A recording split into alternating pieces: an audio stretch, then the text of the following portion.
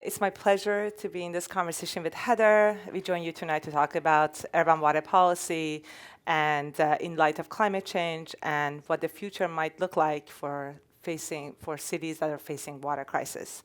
And with no further ado, I would like to start this conversation with Heather. Heather, Cape Town, a city of 4 million people, second largest city in South Africa, um, holds about 7% of the South Africa's population, almost ran out of water this winter. They were asked to reduce their water use to 13 gallons. Just for you to know, in San Francisco, we use about 50 gallon per person. So what happened? Yeah. Um, so Cape Town has been in a severe drought starting in 2015. It's really been the three driest year on record. Looking back, it looks to be about a 1 in 400 year event. So it's a very, very severe drought. Cape Town itself is dependent on six major reservoirs, so very dependent on surface water. Those reservoirs, because of the drought, have gotten very, very low. So starting in January of this year, they were recognizing that levels were dropping very, very quickly. They started a campaign around day zero. It was really both a planning tool, but also a communications tool that they used to really get the attention and get people to sort of step up and really take more extreme actions in reducing their usage. So in January, when they started it, it looked to be that day zero was going to approach in April, but because of the actions that people took and because of some exchanges of water amongst different users in the area, they were able to delay it. So in February, they were able to delay it towards May. And then in March of this year, it looks as they were able to delay it until late August. And that's well into their rainy season.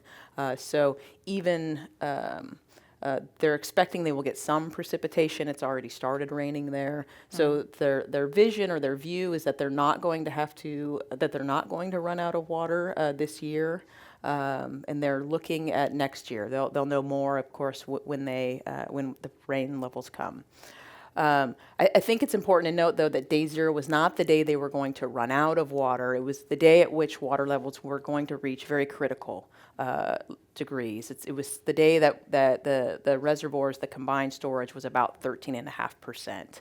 So it was that day that they were going to turn off water to most homes and businesses, not all. They were still going to provide water service to some of the very dense urban areas, to prisons, to hospitals, nursing homes, those that were very critical that they receive water. But they were going to turn it off. And at that point, they were going to set up 200 collection points around the city to provide about 6.5 gallons per person per day.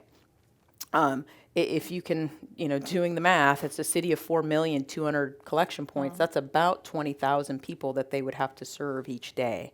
So it was going to be a very extreme situation. They did project that at day zero, by reducing usage to that level, 6.5 gallons per person per day, they would then have another 3 months of water left. So, again, from some of the actions they were able to take during the early part of this year, they have been able to delay it. We'll see what happens next year, given the rains. And then thinking about the city and demographics that they have, was this day zero more real for, wealthy part of the population or lower income population? And what I've heard was some of the residents in the wealthier neighborhoods had been able to have put wells in their homes and be able to use groundwater. Was this would they be the ones who will be waiting in line? So, in theory, well, let's look back a little. Water use in South Africa or in Cape Town was generally fairly low. It was below 50 gallons per person per day before the drought. So they've done a lot, I think, to reduce their use. They had a pretty good demand management program. But that's sort of an average usage. I think the thing to keep in mind is there's tremendous amount of variability. So you have some people there living on very little water. that may not have access in their homes. And you have others that are wealthier that are living on far more water. They have pools, they have lush green lawns, large estates. And so there was a huge disparity and inequity in that usage. When they set the target previously, it was 23 gallons per person per day is what they were asking residents to reduce to. In January, because the situation was getting dire, they then cut it to 13 gallons per person per day. And we did see a reduction in usage, but you still saw huge disparities. You still saw some people that were continuing to use large amounts of water, and others that were not.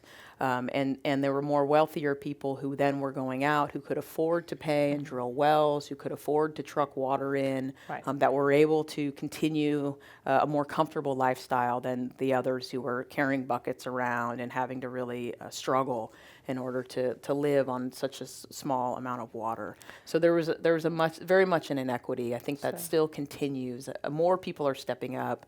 There are actions that people have taken there, including putting on flow restrictors for those that have continued to use more water.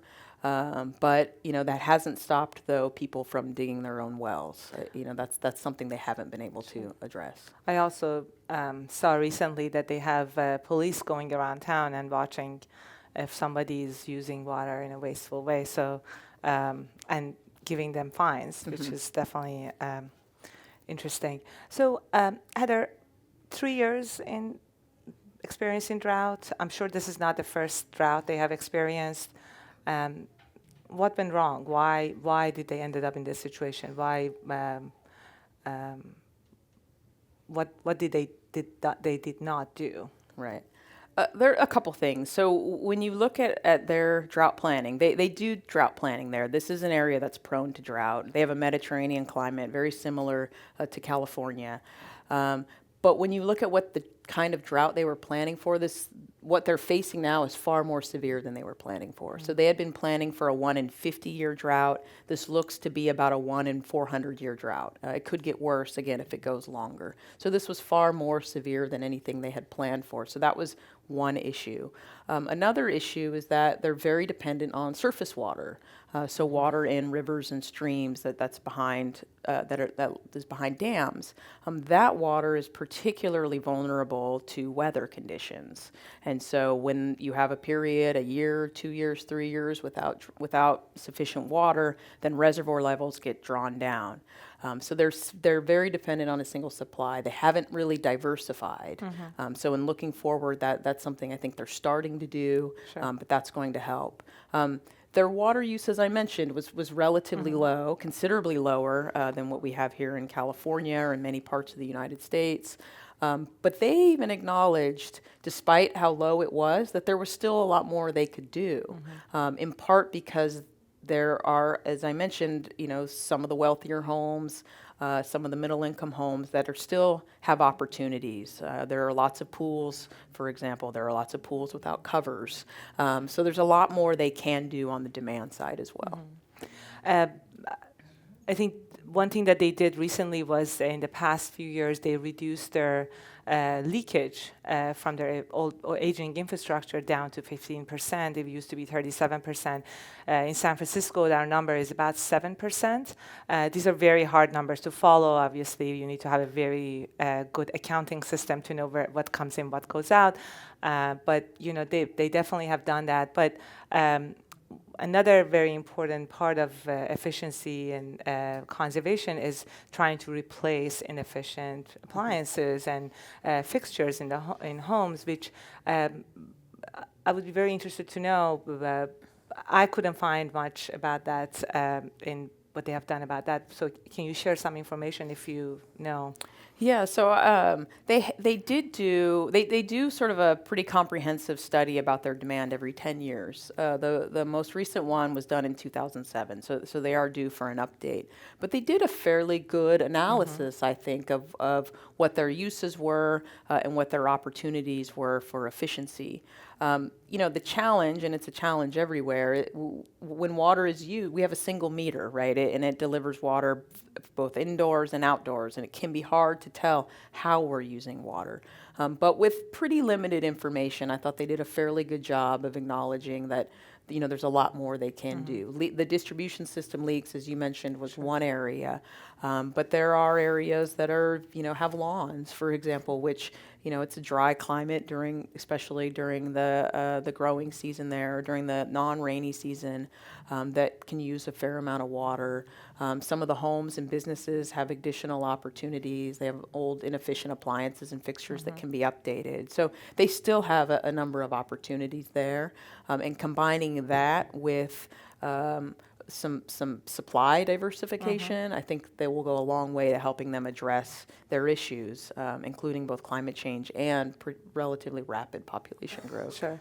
I mean, we also in California is experiencing this very similar thing because we depend on a lot of our water comes from surface water reservoirs that depend on snow and snow melt and rainfall. And as the climate is changing, we see a shift between getting less snow, which is a natural reservoir for us, and getting more rain, and not being able to manage and gather all that water as much as we want for summer needs. So there is a lot of conversation in California as well about diversification of water supplies. So talking about diversification, can you talk a little bit about more specifics of the diversification? What's the best thing to do? And also, it would be interesting to talk a little bit about what do we use water for indoors, and what are the opportunities there? Okay, so first on the diversification, and I do think, in California, we had the 1987 to 1992 drought, and that I think was a real wake-up call for many water utilities that were very dependent on a single source. And since then, you've seen a lot of agencies invest in diversification. And by that, I mean they look at other opportunities. So, shifting back and thinking about Cape Town, they're fortunate to have groundwater available. It's not something they rely very heavily on. It's a relatively small percentage of their water supply portfolio. But they are looking now at ways that they can pump more groundwater. Groundwater is again, you're fortunate to have it because it's less vulnerable to weather. So it takes longer for that system to recharge, but whereas streams and rivers can run dry fairly quickly when it stops raining, generally groundwater stays where it is, unless of course you're pumping and using it. So there's an opportunity there. Another area is around recycling and reuse. Currently in Cape Town, they're only recycling and reusing about 6% of their supply. And they're using it mostly for industrial purposes and for irrigation. But they can be using it more. And so, that enables them to have a gallon of water come in, be used, and then they can reuse it multiple times. And so that ability to be able to use it multiple times really enables them to stretch the supplies that they have far more than they are able to now. They can use it either for irrigation or industrial purposes like they are currently, or they can even start to think about it as a mechanism of recharging groundwater. We do a little bit of that in California, where you're treating the wastewater to a very high standard, and then using it to recharge groundwater or to augment a water supply reservoir. So that's another option for them, and they're already starting to build some plants there. Another one, and again, you're seeing it in some communities, is looking at urban runoff. So we get a lot of rain, in our urban areas, and in many cases we've paved over the land. And previously, before that, rain would come down, it would go into groundwater, and it would be available for later use. Because we've paved over it, though, we've sort of short-circuited that cycle, and there is an opportunity to start capturing that water, slow it down, and infiltrate it into groundwater. So that's another way of sort of boosting and augmenting your supply. The final area, I think, is around desalination. And that's an option that they are investigating as well. There are a lot of different forms of desalination. You can desalinate brackish water. You can desalinate seawater as well. They acknowledge, and I think many that have looked at it, that seawater desalination tends to be very, very expensive. Most areas, including Cape Town, is looking to do some other things first.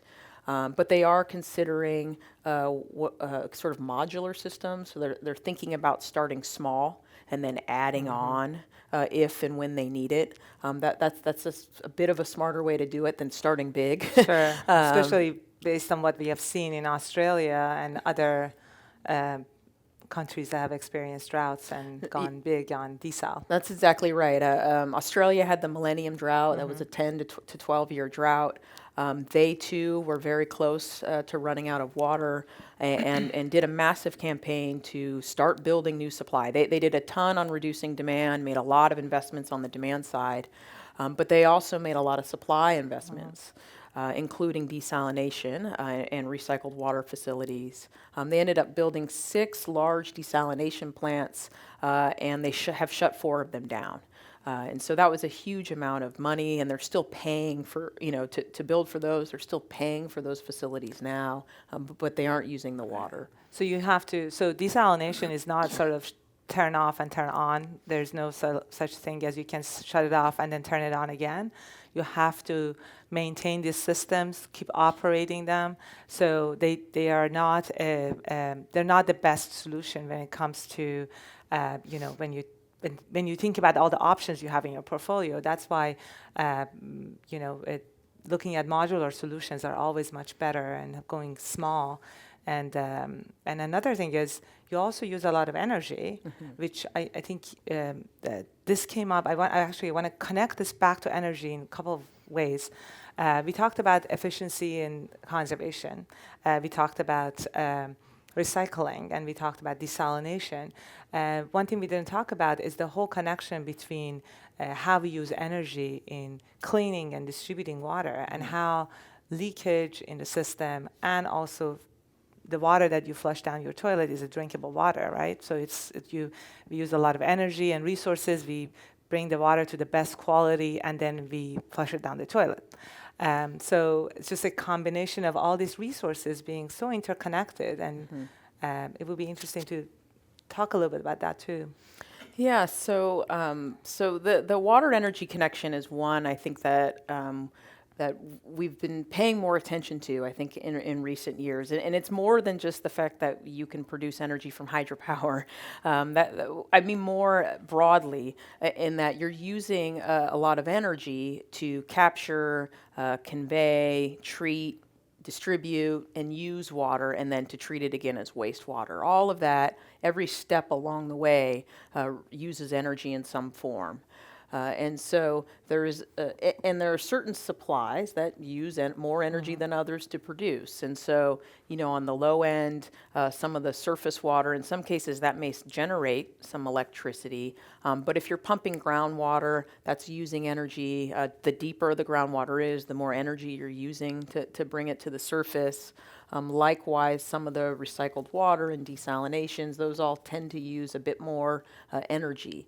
And associated with that, of course, is greenhouse gas emissions.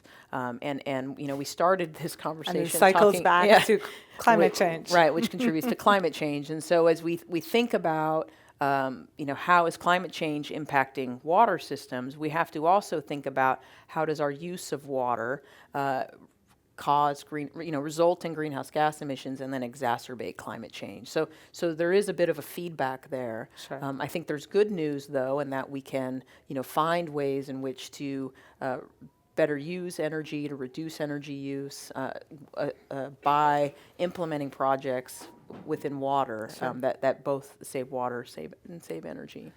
So a couple of points that would be interesting to touch on. One is we talked about groundwater. I always compare it to your saving account. You just put your money in there, and then you try to not watch it. Maybe you're in retirement fund. The idea is for it to stay. You don't want to definitely. I mean, I know it came up as an option in the portfolio, but you don't want to go big on groundwater either, because if you don't let that water to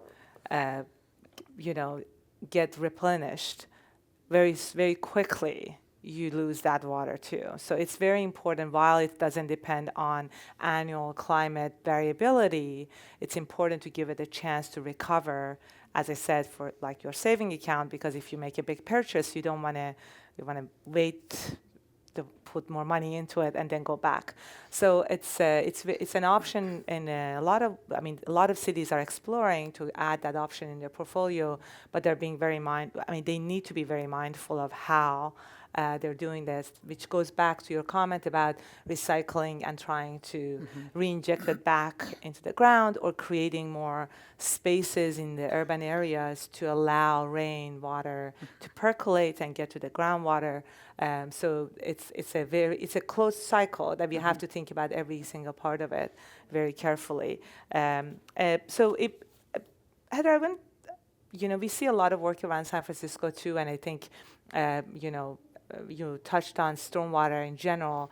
It would be interesting to talk a little bit about what are the options there. I know you guys did a study and looked at the how much water can be captured and used from stormwater. Yeah, well, it varies from community to community. So, there are some areas, for example, that may have groundwater. Not every community has access to a sort of healthy groundwater, or the ability to sort of manage that. So, there are some communities that do have access to groundwater.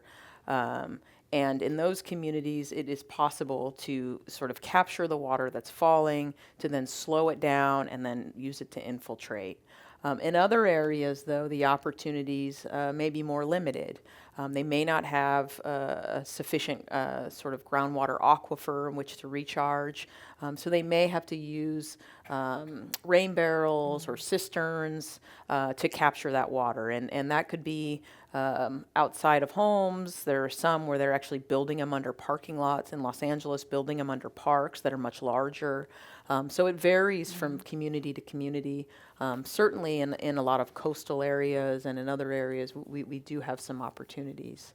I think another thing I was very interested to hear your opinion on is that, we created these urban systems, a lot of them, just thinking about California, within the past 100 years. This complex system, all the pavements and cars and homes and then also infrastructure that we have there are cities that have older infrastructure than 100 years, but thinking about these newer cities and urban areas, we have these infrastructure that have been put in the ground to actually, for us to use water once and then flush it down or drain it and then capture it, clean it, put it back in the environment, or stormwater.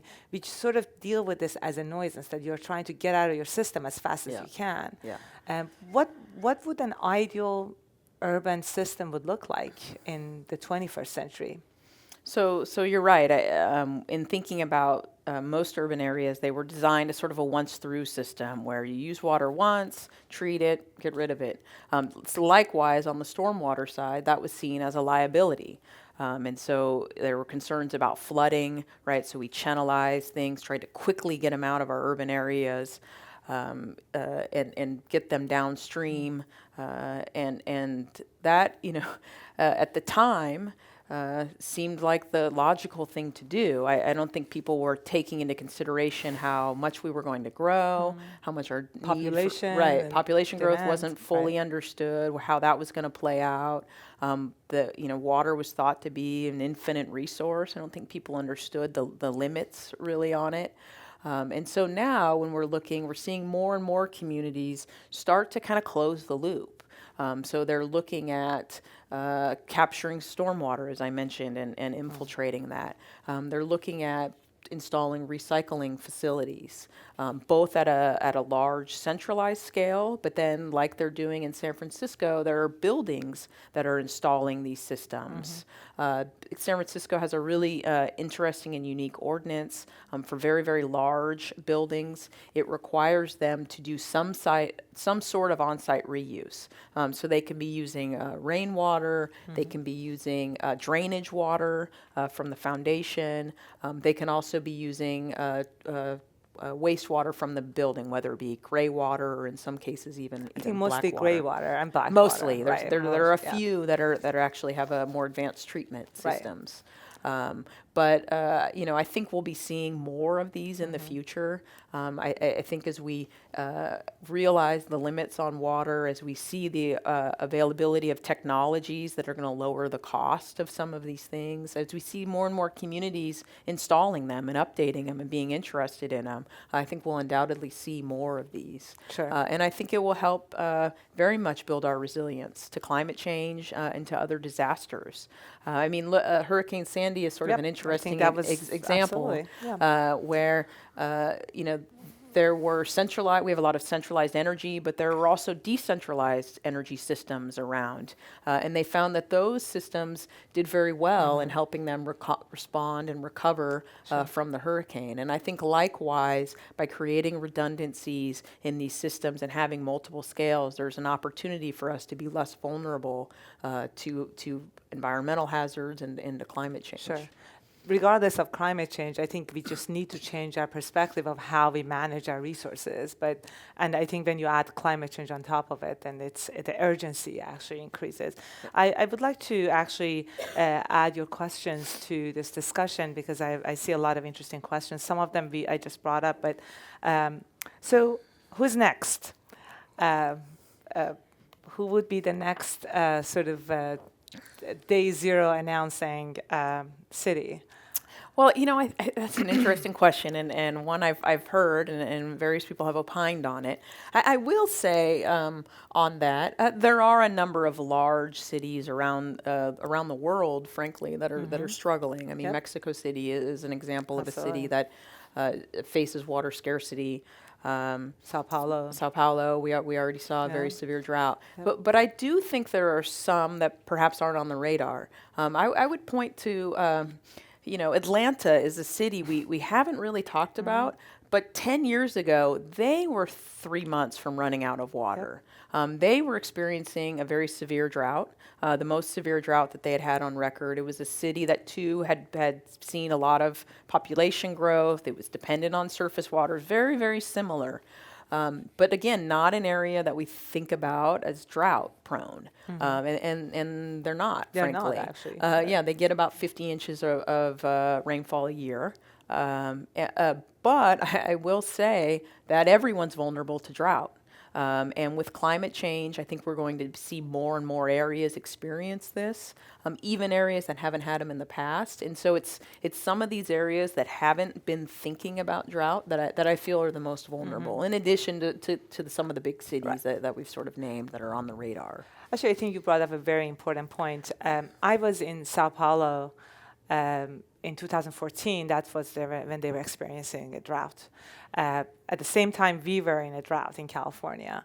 I remember I arrived, we had 2 days of meetings with the officials there, and then the third day, we were trying to drive back. I had a night flight to catch to San Francisco.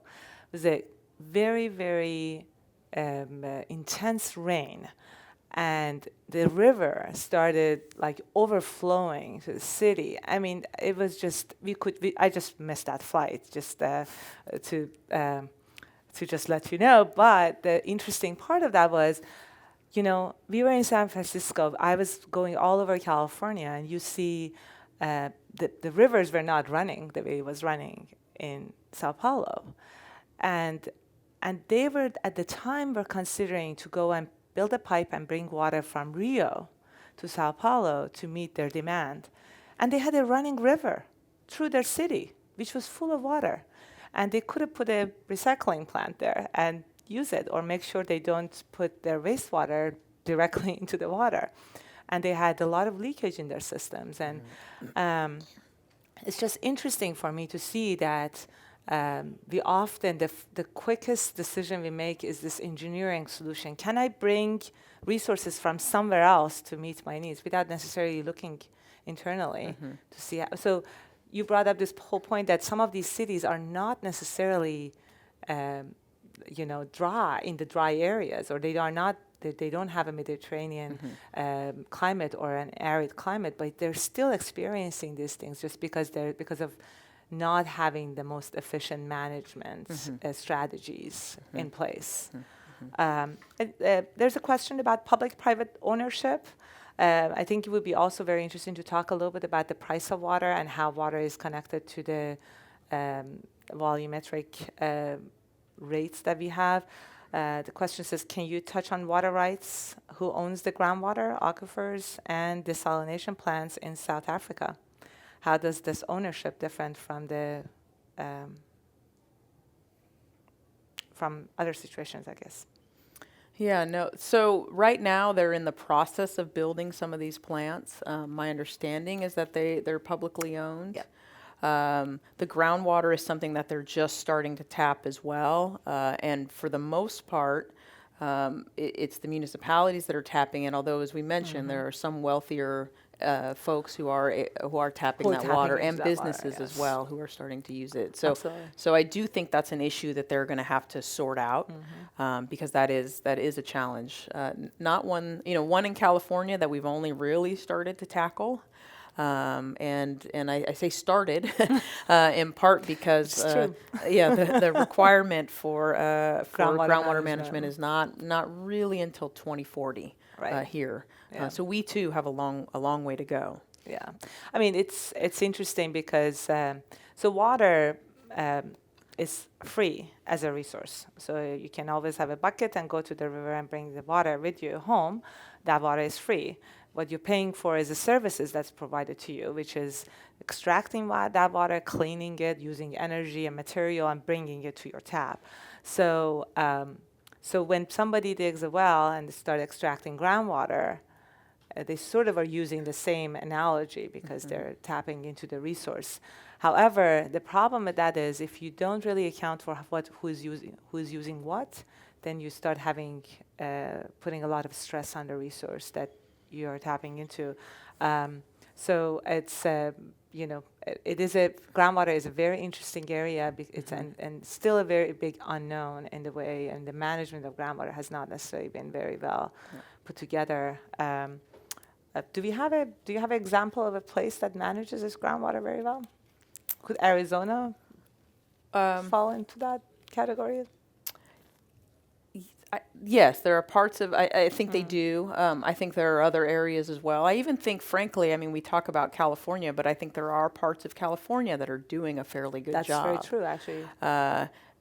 Now, they were managing it locally. I think they're going to continue to be able to manage it locally if they can demonstrate performance. But, it is an issue, I think, around the world. Frankly, there are a lot of areas that are struggling with groundwater overdraft, not just here, not just the United States. But it is a real challenge. Right. Heather, can you also this was in that other question, the private-public ownership. Talk a little bit about the connection between conservation and efficiency and price of water. Yeah. So there, you hear this fairly frequently, and we heard it quite a bit in the drought. Questions around, well, I'm conserving, and now my rates are going up. Right, and I think it's something that really sort of gets me going quite a bit. Very strong feelings about this, in part because I feel like when we're talking about the cost of water, rates aren't always the best metric, and let me unpack that a little bit. Water in many places has relatively high fixed costs. So the cost of building the infrastructure, putting in the pipelines, et cetera, tends to be where the high cost is. The cost of running those systems tends to be fairly low.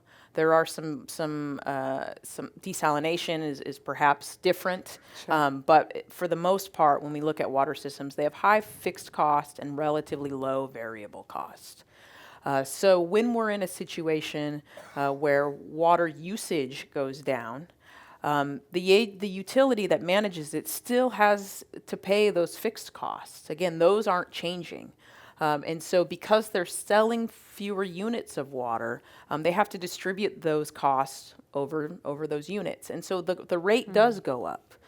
Now, there are things they can do to address that. I'll talk about those in a moment. But if you actually look at the bill, which is the combination of the water that you're using and the rate, if you're using less water, then typically, even if the rate goes up, your bill would still go down. And so I think, we need to shift our mind and be thinking more about the bill rather than the rate. I will also say that if demand hadn't gone down and you had to go after that next increment of supply, Such as desalination, for yes, example. or a number of Or a other number of other projects, ones, right. you would see not only the rate go up, but your bill go up as well. Right. And so I think we forget to think about the counter. What would we be doing if we weren't conserving, and we'd be paying a lot more for water. I will say too that there's a lot of things agencies can do when there's a drought to help reduce that revenue shock that they often feel. Some may create what they call a rate stabilization fund. So they may charge a little bit more over time to build up a fund that helps them then get through this period. So they don't have to change their rates to adjust because they have a fund. They can also start to put in a higher cost for a drought surcharge that would go into effect immediately, such that when they say they're in a drought, then the price goes up immediately, and there doesn't have to be as much wrangling and political fighting around the issue. That's another way that they can do that. Sure. I do think, part of it's having the mechanisms, but I think we need to do a better job at communicating this information to people, because it is confusing and it is upsetting, right? When you don't fully understand it. But I do think it's there are solutions out there. I think we need to be thinking a little bit more about the bill, and we need to be thinking about what would happen if we hadn't conserved. And I think it's also important for the water agencies to be a little bit better in the way they communicate the services they provide, the way that they set their rates to make sure they can be able for them to be able to provide this important resource to the public. Yeah, I mean, I without think any- we do take water for granted, We do right? take We water for turn our granted. faucet on, and there it is, and it's clean, and it tastes great. We're very fortunate for that. So we don't often think about what it really takes to get it here, and what it takes, the environmental cost that it has when we're using it. We forget about it, and so I think we all could do better in that, better understanding where it comes from, what it takes. And I think we could all do better in communicating about that. I think utilities could do better, and we could participate in those conversations a bit more. Actually, that's very important that you brought this point up, because one of the things that you hear about Cape Town is they did such a good job communicating. It's the sort of the power of communication, I guess. It's extremely important because they really brought public along. Right. The high income sort of wealthy neighborhoods reduced their water use by 50%, and 70%, and I think the lower income communities reduced their water use by 40%. Just think about the fact that people use water for different purposes, right? So the capacity of some people to reduce their water use is much lower than other people. So you can just not water your lawns and you'll be fine. But if somebody is using their water just for shower and for daily needs that they have, there's less room to wiggle there. Yeah, I mean, I do think that's where the Day Zero was part planning, a tool, but it was also a communication tool, absolutely. And I think They it put was them on the very, map. very effective. Sure. It wasn't the fact that people reduced demand wasn't the only reason that they were able to delay Day Zero. They also some farmers also donated water to the city that provided the equivalent of about a 20-day supply, so that was very helpful. They also reduced allocations to agriculture. So there were a lot of things that they did, but certainly the communication piece was very, very important. So actually, I have a question here, which sort of goes back to the agriculture comment you made. Can you talk a little bit about the relationship between, obviously the big water users, agriculture, energy sector, industry, and urban often falls at the bottom of that list. But it would be interesting to kind of have this conversation about the relationship between all these um, and how do we need to approach these different users? So, agriculture tends to be the largest water user. It's true nationally, it's true in California, it's true globally, right? It takes a lot of water to grow food. Now, there are significant opportunities to improve the efficiency of that usage. And there are many farmers, many communities that are already doing that. They're switching towards drip irrigation. They're scheduling water more when the plant needs it rather than when it's sort of convenient to deliver. So they're getting much smarter about when to water the plant and how much to water the plant. So there is a lot of advances going on. They're starting to look at using more recycled water. So there is a lot I think that agriculture is doing. A lot more they can do, frankly. But I think there is, when there is a drought, there is inevitably finger pointing. It's not me. It's the next person. It's my neighbor, or it's not the it's the cities, it's the farms, or it's the energy sector. And you're all right. It's all of us, and we all could do a better job. And we are all consumers of those products, right? Right. We eat the agricultural products. We use that energy, and it's a cycle. Yes, and I will say on the agriculture side, there's an interesting piece of it is around food waste. Not something we think a lot about, but we waste a lot of food through the chain, the supply chain. So from in some countries and in some areas, it tends to be the food doesn't actually make it out of the fields. It's lost during transport. It's lost in the marketplace. And it's in our homes. I know certainly can be a culprit of that too. I have rotting vegetables. But if you think about that food waste, it represents water and resources and energy. And there are some pretty astonishing estimates of how much how much we waste.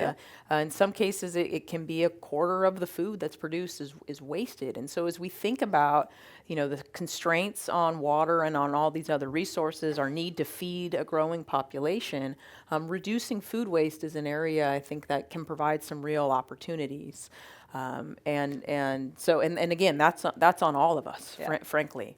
I guess it's the very interesting fact about water is that everything that we use, consume, eat, touch, has water in it, right? Yeah. And it's embedded in it, and so it's very important to kind of consider the role that water plays in our daily lives. And that's, I think, the upside of drought, right? The upside of scarcity is you start to think about, wow, water really is a part of everything.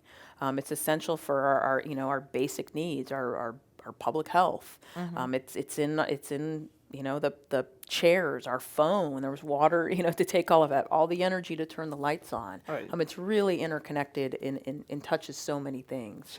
And it's a resource, I think, as we look into the future and think about growth, as we think about climate change, it's one we need to do a much better job in understanding, respecting, and managing.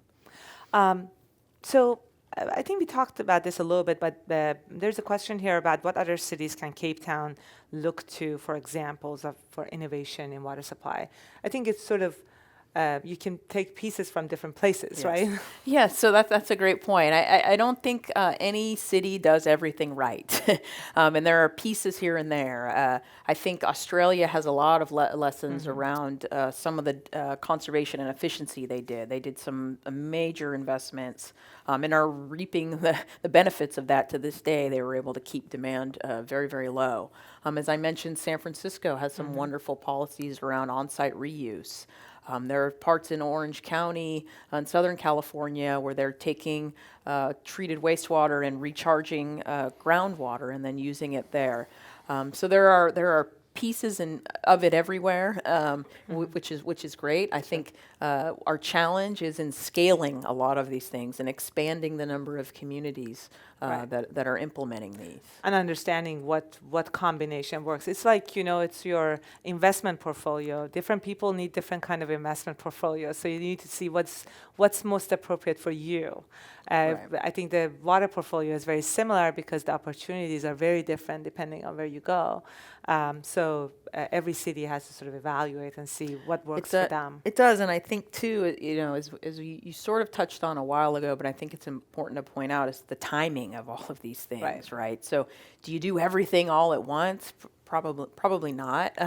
There's a point at which you want to start and build up over Gradually time. build up, And I think that was one of the challenges they had in Australia, frankly, is they were in a drought, they were panicked, they put a lot of money into reducing demand, they put a lot of money into developing supplies, many of which didn't come online until after the drought had ended.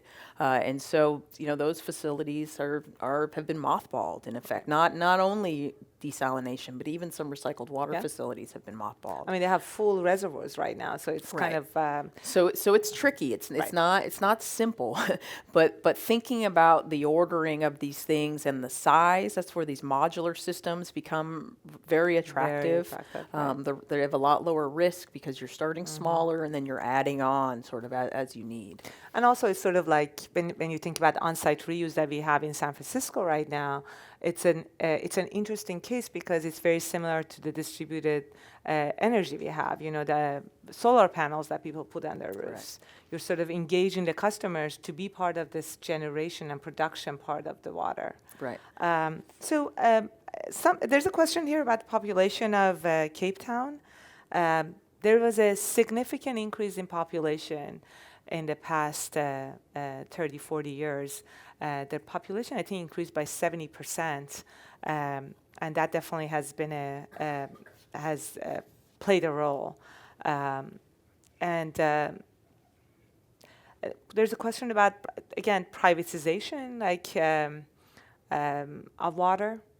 I don't know if you want to I can talk a little bit about that. So there are a lot of different forms of privatization. I think people say the term, and that there's sort of an immediate, sort of a gut reaction. I think some people have, but there are a lot of different forms, ranging from private sector engagement in helping to design and build a facility. That's sort of the lightest form. There are others, though, at the other end of the spectrum where the private sector owns and operates the facilities and even owns the water. There are one place I can think of around the world where they have that form of privatization. So there's a lot of different, and within that, as you might imagine, there are a lot of different ways it can play out. I think there have been some very stark cases and concerns with privatization, in particular in South America, for example. But there have been other places where it hasn't been as much of an issue. I mean, even here in California, we have some water systems that are privatized. They're run by private companies. I think the real issue and challenge is around regulation and whether you have a strong regulatory framework. I think in the absence of regulation, it can be a real problem. I think in an area where you have regulation and a strong regulatory framework, you are able to control and address some of the issues. I do think there's a lot of interest in trying to get more private sector investment in water systems. There's a lot of need, and I think there are some innovative approaches that aren't that don't necessarily take the form of private companies owning and operating facilities. Now that's one option, but there are a lot of different forms out there. Sure. There's a question here which I think is very interesting. Should we prioritize urbanization as a way of conserving water and addressing climate change? So, urbanization is, it's interesting. We have more people today living in urban areas than don't. Right. So we are seeing this trend in urbanization, and the projection is that by mid-century, about 75% of the population will live in urban areas. We're going to have more of these mega cities, right, that we see. And I think there are potentially some solutions there in that, if you have these denser developments, if these areas are developed well, then they can use less water. We can accommodate a lot more population growth with the same or even less water. We can try to put in these circular systems. We can capture rainwater. I do think there are some opportunities that we have when we have these very dense urban areas. There are a lot of challenges, though, in operating a system at that scale. One thing you touched on earlier, though, is this this model that we're starting to shift towards. Historically, our water systems have been very, very centralized. So there's a wastewater treatment plant, there's a reservoir, there's maybe some alternative supplies in there. But increasingly, they're starting to think about decentralized systems. And I think as we go forward, we're going to have to do a better job of thinking about the interconnections between centralized and decentralized systems, because I do think they can work together. They do open up some opportunities for us to better manage our resources. Creates more resiliency and flexibility in the system. Also, I think another thing that we always think about is it sort of takes pressure off our aging infrastructure, because you're sort of adding sort of units without necessarily putting more pressure on the system that you already have. There's a comment here which I think also came up earlier as well, the relationship between the whole water rights and individual users, and also the corporate control of supplies versus groundwater, which is, I think the comment is related to Nestle pumping groundwater for bottling waters or doing other industrial use that they have. Can you touch on that a little bit? Yeah, so groundwater has not been, again, it varies state by state. I think it's important to note. There are also, even in California, some pretty big differences with how groundwater is treated. In Southern California, we have adjudicated basins, which means there's sort of a water master, and there are very strict limits on how much groundwater you can pump. In other parts of California, though, there weren't limits on how much water you could pump. You were limited by how much was there and how much you could access and how deep your well was. We're moving away from that model, fortunately. That's really what led to a lot of the groundwater overdraft that we've seen, in particular that we've seen during this last drought. Including, we saw infrastructure being harmed. There were parts of the aqueduct that were cracking because of it. So we are moving away from that system. We don't yet, though, have in place a system in many areas for allocating groundwater to users. I think that's one thing that communities are starting to work out now. The way that the legislation, the Sustainable Groundwater Management Act, was written was that locals would get an attempt to try to address this issue, and if they're not able to do it, then the state would step in and manage the resource. I do think that going forward, we will see better management in many areas. I think there's some areas that'll still probably struggle managing it locally. But I do think it's going to help build our resilience. It can help to avoid some of the issues that perhaps we've seen of people overpumping, whether it be a farmer or whether it be a company. And I guess also goes back to the fact that we are more and more realizing how what the limited resource water is, and how precious it is, and how we really depend on it.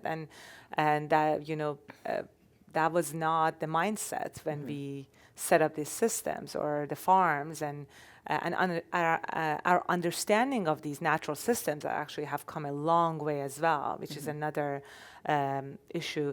One thing about groundwater is, I think you sort of touched on, but it's important to kind of emphasize, is it's like a sponge. So as you take more water out of the ground, the soil becomes denser, and then you start having subsidence, and that way you lose that storage space that you had. So it's not that easy to put water back in there anymore. So you sort of you're closing that account forever, which is a two problems there. One is, as you lose that storage, there's less capacity to recycle water and put it on the ground, or when it rains, for the water to percolate and create more resources for the future.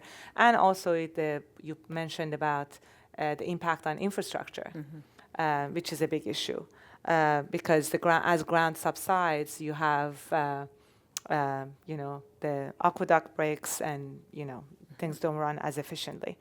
There's a comment here about Colorado River. The Colorado River was divided up based on a series of wet years, which I think also, even the state water project that we have up here is a similar situation.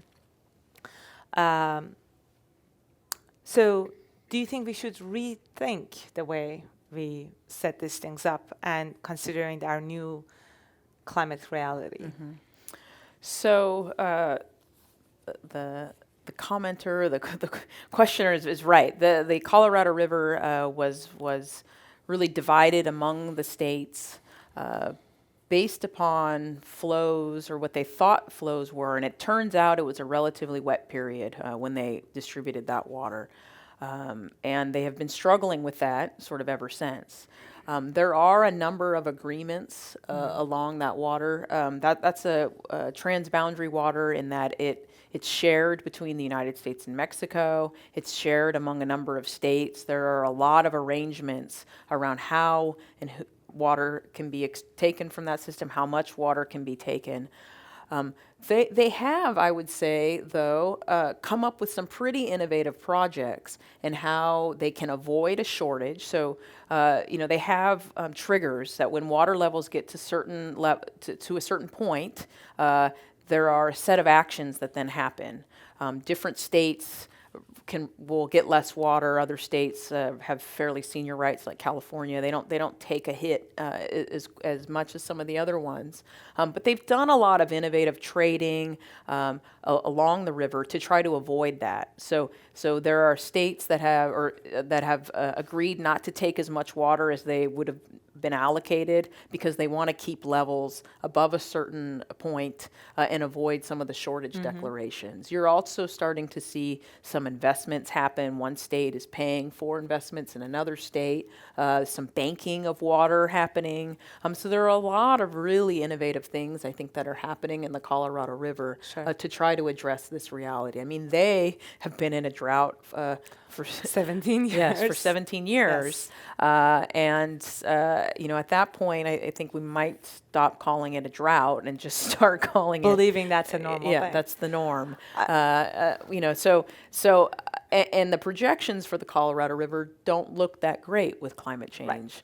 Right. There is a lot of concern. And so, I think communities are in states and the U.S. and Mexico are starting to, have been rethinking it for a long time. I think they've made a lot of progress, but it's going to be a work in progress, because that's a very dynamic system. Sure. I think you touched on something very important, which is we constantly talk about these episodes of droughts, right?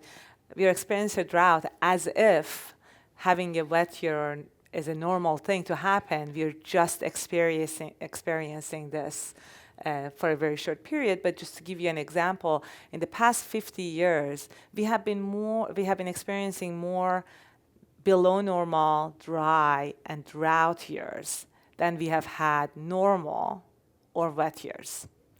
And in the past 10 years, we have been in drought for about real drought in the past, for about 6 years of those, and 2 other years have been below normal or dry.